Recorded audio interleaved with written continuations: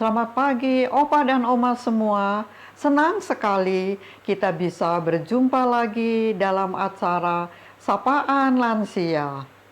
Oma dan Opa, dalam rangka mengakhiri rangkaian acara bulan keluarga, maka tema renungan hari ini adalah komunitas yang saling memulihkan. Firman Tuhan akan disampaikan oleh Pendeta Roni Nathanael dari GKI Gading Indah, Jakarta. Kiranya melalui renungan ini kita terpanggil untuk ikut menciptakan suasana nyaman dalam keluarga, tetangga, dan masyarakat.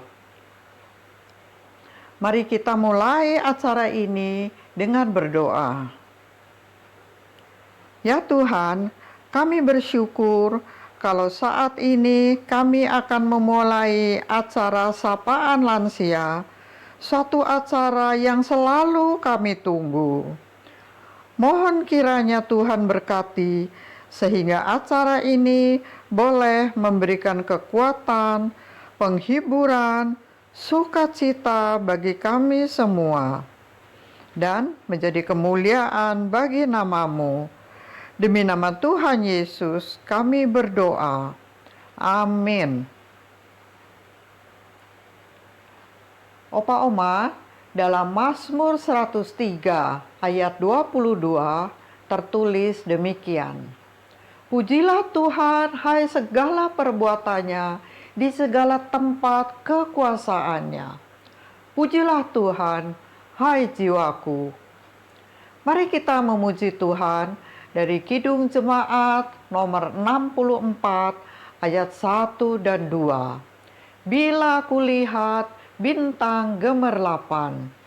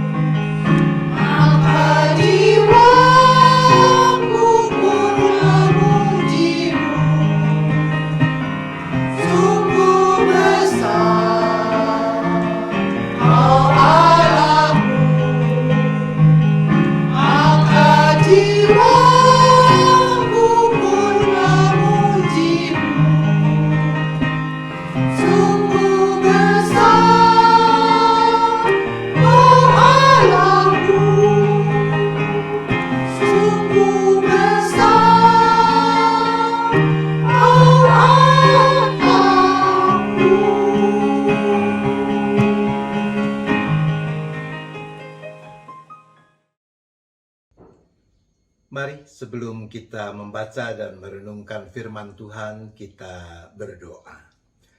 Bapa di sorga, kami bersyukur untuk kasih setia yang boleh terus kami alami, yang memungkinkan kami bisa dihimpunkan lagi di dalam persekutuan secara virtual pada saat ini.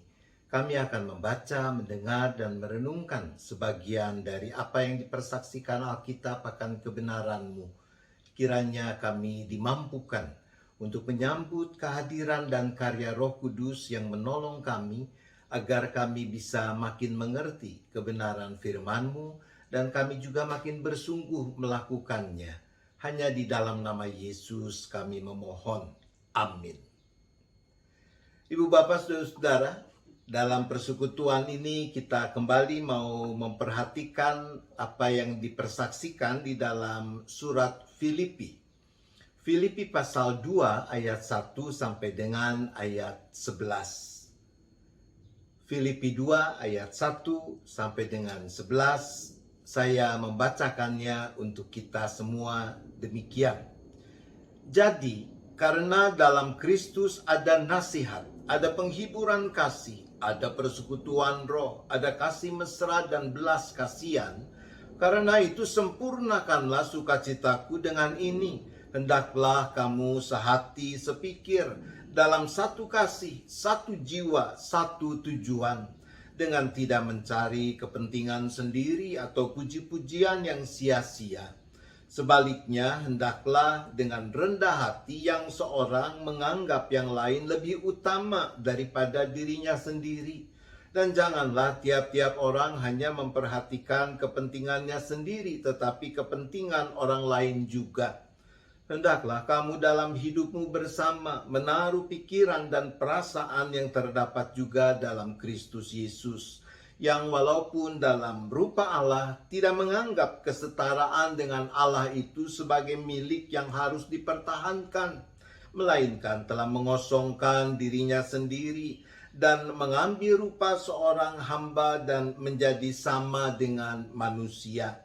Dan dalam keadaan sebagai manusia, ia telah merendahkan dirinya dan taat sampai mati, bahkan sampai mati di kayu salib.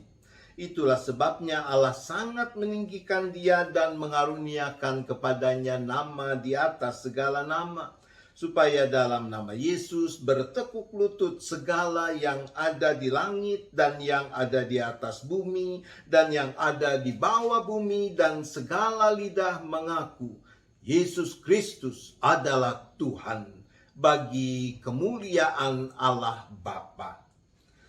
Demikian apa yang sudah kita baca dan dengar dari bagian kesaksian surat Filipi ini. Maka kita adalah orang-orang yang berbahagia kalau kita mendengarkan firman Tuhan, kita memelihara dan melakukannya. Wilujeng tepang, ibu bapak, saudara-saudara, kumaha wartosna, daramang sadaya. Puji Tuhan, di masa pandemi ini kita boleh merasakan bagaimana kasih setia Tuhan yang tetap memeliharakan kita. Ada seorang pengembara, sambil menunggang keledainya, sore itu ia tiba di sebuah desa yang muram. Tidak ada keramahan, tidak ada senyuman, apalagi gelak tawa. Ketika ia minta tolong agar diberi minum, orang cuma menunjuk ke arah sumur. Waktu ia minta diberi makan, tidak ada yang meladeni. Pengembara ini lalu mengeluarkan sebuah panci besar dari barang-barang bawaannya. Dia mengumpulkan kayu dan membuat api. Lalu dia mengisi panci besar yang dibawanya itu dengan air. Dengan wajah berseri-seri, pengembara ini lalu berkata dengan suara keras, "Mari, datanglah kemari, berkumpullah di sini. Aku akan memasak sup lezat untuk makan kita bersama." Penduduk desa itu mulai tertarik, satu persatu berdatangan. Pengembara ini lalu mengeluarkan sebuah batu bundar berwarna putih, licin dari kantongnya. Ia berkata, "Ini adalah batu ajaib. Nah, malam ini kita akan menyantap sup batu ajaib." Batu itu dimasukkannya ke dalam panci yang sedang dijerang itu. Ketika air di panci itu mulai mendidih, si pengembara menciduknya. Setelah meniup-niup untuk mendinginkannya, dia menghirup air itu. Dengan wajah seperti sedang menikmati sesuatu yang sangat enak, ia berkata, seandainya saja ada beberapa lembar daun bawang, segenggam garam dan merica, pasti sup batu ajaib ini akan lebih enak. Sayang, tidak ada yang punya." Mendengar itu, beberapa orang bergegas pergi ke rumah masing-masing dan kembali dengan membawa apa yang disebutkan oleh pengembara tadi. Ada yang membawa daun bawang, ada yang membawa garam, ada yang membawa merica. Setelah daun bawang dipotong, dimasukkan ke dalam panci bersama dengan garam dan merica itu. Diaduk-aduk. Dan beberapa saat kemudian kembali ia mencicipi air dalam panci itu. Dan si pengembara berkata, kalau saja ada kentang, wortel, kaldu, dan potongan daging ayam, pasti sup batu ajaib ini akan benar-benar lezat. Maka pergilah beberapa orang ke rumah masing-masing dan kembali dengan membawa apa yang disebutkan oleh pengembara itu. Kentang, wortel, kaldu, daging ayam itu pun dimasukkan ke dalam panci. Begitulah seterusnya, sampai akhirnya sang pengembara mengajak, "Nah, mari sekarang setiap orang membawa piring, sendok, dan kita makan bersama menikmati sup batu ajaib ini." Maka makanlah penduduk desa itu dengan gembira. Suasana mulai berubah. Keesokan harinya dan besoknya lagi, sang pengembara masak soto batu ajaib, masak rawon batu ajaib, capcay cah batu ajaib, dan yang sebagainya. Suasana yang tadinya muram sekarang mulai ceria. Senyum mulai bertebaran dan gelak tawa mulai terdengar. Orang mulai saling menyapa, saling mempedulikan satu terhadap yang lain. Setelah beberapa hari, pengembara itu pamit untuk melanjutkan pengembaraannya. Penduduk mencoba menahan dia, tapi tidak berhasil. Namun sebelum berangkat, di hadapan penduduk desa, dia menyerahkan batu ajaib itu pada kepala desa sambil berpesan, "Pakailah batu ajaib ini untuk membuat makanan seperti yang selama ini kita praktikkan." Sejak saat itu, kehidupan baru tercipta di desa itu. Orang-orang sudah terbiasa untuk tidak egois, tidak mementingkan diri sendiri, tidak menganggap diri sendiri sebagai yang lebih utama. Itulah ciri komunitas atau keluarga yang memulihkan seperti tema kita. Hari memulihkan teh kapan maksudnya membuat menjadi pulih. Pulih, dipulihkan, memulihkan, biasanya dipakai dalam situasi anu kumaha. Talers, biasanya dipakai dalam situasi ketika ada yang sakit. Yang sakit diobati supaya pulih.